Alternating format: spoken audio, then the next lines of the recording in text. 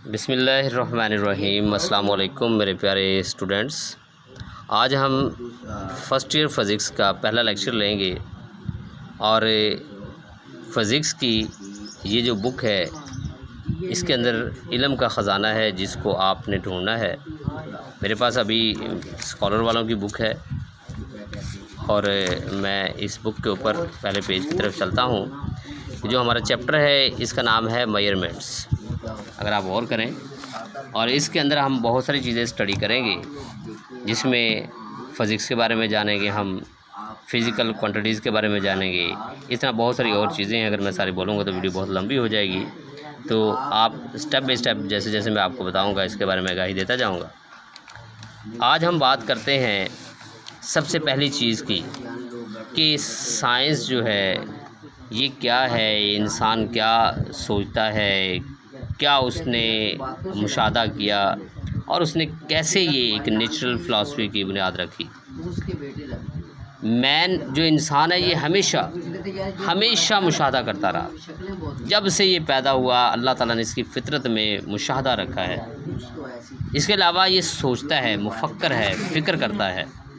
इसके अलावा ये रीज़न्स जो हमारे इर्द गिर्द चीज़ें हैं इनकी रीज़न ढूंढता है। ये क्यों बने, सूरज क्यों बना, चाँद क्यों बना, ये इंसान की आँख कैसे देखती है, ज़ुबान कैसे अदा करती है, अल्फाज का चुनाव कैसे करके दिमाग हमारा चुनाव करता है, ज़ुबान अदा कर देती है। हमारी बॉडी के अंदर जो ऑर्गन्स चल रहे हैं कैसे चल रहे हैं। ये एक मैं छोटी सी समंदरों के अंदर से एक कतरे का करोड़वें हिस्से की बात की मैंने। सिर्फ इल्म बहुत बड़ा है। इसमें क्या कहता है कि मैन क्या करता है, always wanted to observe, think, reason about the world around him. कि वो क्या करता है, वो ऑब्ज़र्व भी करता है, वो सोचता भी है और अपने इर्द गिर्द जो चीज़ें मौजूद हैं उनके रीज़न्स भी ढूंढता है कि वाई, व्हेन, वेयर। ये डब्ल्यू से जो लफ्ज़ स्टार्ट हो रहे हैं उनके ऊपर उसका फोकस है। ये तजस्सुस यही वो चीज़ है जो इंसान को आज इस काबिल बना दिया कि आज हवाओं में उड़ता फिर रहा है। और ये तजस्सुस ना होता तो इंसान बिल्कुल ख़त्म हो जाता। जिसे लोग कहते हैं मट्टी पाओ, मट्टी किसी चीज़ पे डाल दी जाए तो कभी आप इसके बारे में सोचेंगे नहीं। कभी सोचेंगे नहीं तो आप उसको बढ़ा नहीं सकते, उसे बेहतर नहीं कर सकते, उसे आप मॉडिफाई नहीं कर सकते। तो इसमें क्या है, मैन ने हमेशा क्या ट्राई की, man try to find ways to organise the disorder in the observe facts about the natural phenomena. जितने भी कुदरती या फितरती फिनोमेना है जो मज़हर हैं उनको जब मुशाहदा किया, जो फैक्ट्स को, उसके अंदर जो डिसऑर्डर पड़ा है, डिसऑर्डर मीन कि आपके पास इल्म है, आपके पास इल्म है, आपके पास डिफरेंट इल्म है, लेकिन आपका तो ये इल्म जो है आपके पास 10 इल्म है, लेकिन 10 के 10 इल्म जो हैं आप उन्हें किसी तरतीब में रखें ना। एक ही किताब तो नहीं उनकी बना सकते। आपको क्या करना पड़ेगा, उसे ऑर्गेनाइज वे के साथ चलाना पड़ेगा। जब ऑर्गेनाइज वे के साथ चलाना पड़ेगा तो हमारे पास ये इंसान ने हमेशा ट्राई की और फिर क्या किया, material things in orderly manner, और उन्हें एक तरतीब में मैनर में रखा। और हमारे पास which result for the single discipline of science, तो उसने आपको फिर क्या दिया, एक सिंगल डिसिप्लिन दिया जिसे आपने साइंस कहा। और इसको नाम क्या दिया, नेचुरल फ़िलासफ़ी। ये बातें आप 9th में पढ़ चुके हैं, बड़ी बेसिक्स हैं। यानी इंसान हमेशा, आपने 9th में ये डेफिनेशन पढ़ी थी, the knowledge gained through observation and experimentation is called science. वो इल्म जो मुशाहदे और तजर्बे से हासिल हुआ हमने उसे साइंस कहा। आपने पता 18th सेंचुरी में इसी को नाम नेचुरल फ़िलासफ़ी दिया गया। कहने का मकसद ये है कि ये तमाम चीज़ें जो हैं ये डिसिप्लिन डिसऑर्डर वे के साथ थे, इनको ऑर्डरली वे के साथ रख के एक पूरी फील्ड बना दी गई जिसे आपने नेचुरल फ़िलासफ़ी कहा। इसके बाद हम बात करेंगे classification of study of nature. भाई बहुत सारी ऐसी क्लासिफिकेशन है, मैं आपको बता चुका हूँ कि नेचुरल फ़िलासफ़ी की आगे 2 किस्में हैं। कौन कौन सी, एक बायोलॉजिकल साइंसेस, दूसरा फिज़िकल साइंसेस। आप इसके बारे में जानते हैं कि जो बायोलॉजिकल साइंसेस होती हैं, बायो का माने ही लाइफ है, तो बायोलॉजिकल साइंस से मुराद है जो लिविंग थिंग्स के साथ डील करती है। बहुत सारी लिविंग थिंग्स आप अपने गिरदोनवा में देख लें, अपनी ज़ात से स्टार्ट कर लें, एक छोटी सी छोटी चीज़ वायरस से स्टार्ट कर लें, जैसे आजकल कोरोना एक सिचुएशन बनी हुई है। तो कहने का मकसद है बैक्टीरिया, जैसे आप कह लें इस तरह सेल्स, सेल बॉडी का भी, प्लांट्स का भी। इसके अलावा आप बढ़ाते जाएं जो भी ज़िंदा चीज़ें हैं तमाम की तमाम जो हैं वो बायोलॉजिकल साइंसेस में डील की जाती हैं। उसने कहा the study of the science of living things is called biological sciences. जितनी भी साइंस है जिंदा चीज़ों की उसे बायोलॉजिकल साइंसेस कहते हैं, और जो नॉन लिविंग थिंग्स हैं उन्हें फिजिकल साइंसेस कहते हैं। ये मेरी बात समझाई। तो फिर हम जब इसकी बात करते हैं तो फिर फिजिकल साइंसेस की आगे और डिसिप्लिन है।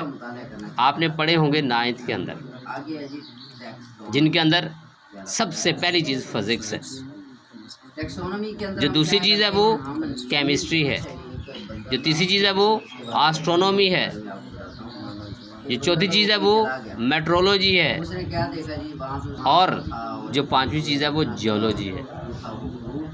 ये 5 डिसिप्लिन है, but the most important discipline of the physical sciences is actually physics. ठीक है, मैंने बोला कि आपके पास 5 डिसिप्लिन थे और the most important discipline was physics. तो फिजिक्स क्या है, फिजिक्स किसके साथ डील करती है? मैंने आपसे थोड़ी देर पहले डेफिनेशन में पूछी, तो फिजिक्स मैटर के साथ डील करती है, फिजिक्स एनर्जी के साथ डील करती है, फिजिक्स इन दोनों के इंटरेक्शन के साथ डील करती है। आप खूब जानते हैं, आपने 9th पढ़ी कि energy of matter, everything which occupies space and have some weight is called matter. और आप पूरी कायनात के अंदर किसी भी जगह पे नज़र दौड़ाएंगे, अल्लाह की जो आपको नेमत अल्लाह ने दी है, जो आपकी आई साइट है, तो आपको कायनात की हर चीज़ मैटर नज़र आएगी। आप ज़मीन से स्टार्ट हो जाएं, आप सहराओं की तरफ चले जाएं, आप पानियों की तरफ चले जाएं, आप आसमानों की तरफ चले जाएं, आप लोग चांद, सितारे, सयारे, आप इसके अंदर मौजूद गैसेस की बात कर लें, आप जितनी भी इस दुनिया के अंदर फिनोमेना हो रहे हैं उनको स्टडी कर लें, आप तमाम को यही देखेंगे कि वो मैटर हैं।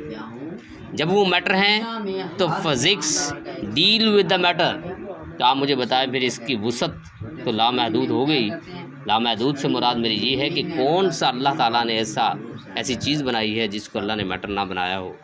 तो इट मीन्स ये तो हर चीज़ के साथ डील करती है, ये तो हर चीज़ के बारे में इंफॉर्मेशन देती है, ये तो हर चीज़ के बारे में स्टडी करती है। मैं इसकी डिटेल और भी दे सकता हूँ, बहुत ज़्यादा डिटेल दे सकता हूँ, लेकिन टाइम की किल्लत की वजह से मैं सिर्फ इतना बताऊँगा कि आप ये चीज़ें ज़हन में रखें, अपने गिरदोनवा में नज़र दौड़ाएँ। आप इवन जो आप जिन चीज़ों के ऊपर सफ़र करते हो, जो आपके कम्युनिकेशन अप्लाइंसेस हैं, उनके ऊपर गौर करें। ये तमाम मैटर हैं और ये फिज़िक्स के ही कारनामे हैं। दूसरी बात करते हैं एनर्जी की। एनर्जी क्या है?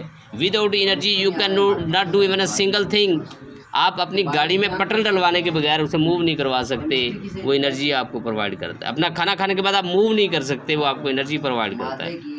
आप कायनात के अंदर चलने फिरने के लिए आपको हमेशा किसी न किसी सोर्स की ज़रूरत पड़ती है। आपको वो सोर्स जो है वो एनर्जी प्रोवाइड करता है। चाहे आप हवाओं में उड़ रहे हैं, जहाज़ों में उड़ रहे हैं, तो आपको क्या चाहिए? उसमें पेट्रोल लगा के, उसको दौड़ा के, उसकी एनर्जी गेन करके फिर आपको मूव करना पड़ता है। तो इट मीन्स हम ये बात कर सकते हैं कि कायनात में, अब मैं इसे थोड़ा सा शॉर्ट कर रहा हूँ क्योंकि आपने 9th में भी इस डिटेल काफ़ी पढ़ी है। अगर आपको ज़रूरत पेश आए तो मेरा 9th का एक लेक्चर पढ़ा है फिज़िक्स के मुतालिक, आप उसे सुन लीजिएगा। तो आप यहाँ बात देख लीजिएगा, एनर्जी बल्कि matter, energy and their interaction, that is actually studied in physics. और आप पूरी बात देख लें कि यूनिवर्स में आपको ऐसी कोई चीज़ नज़र नहीं आएगी जो इस दायरे कार से बाहर जाए। तो फिज़िक्स क्या हुई? Physics is that branch of science in which we deal with the matter, energy and their interaction. Clear? यहाँ इन्होंने एक और बात भी की कि सादा लफ्ज़ों में, ये तो मैंने जो पहले बात कर दी कि इसमें दूसरी चीज़ें study of how objects behave, कि ऑब्जेक्ट बिहेव कैसे करते हैं। Physics is an important and the basic part of physical science. It is an experimental science. बात समझाई? एक्सपेरिमेंटल साइंस कैसे है भाई?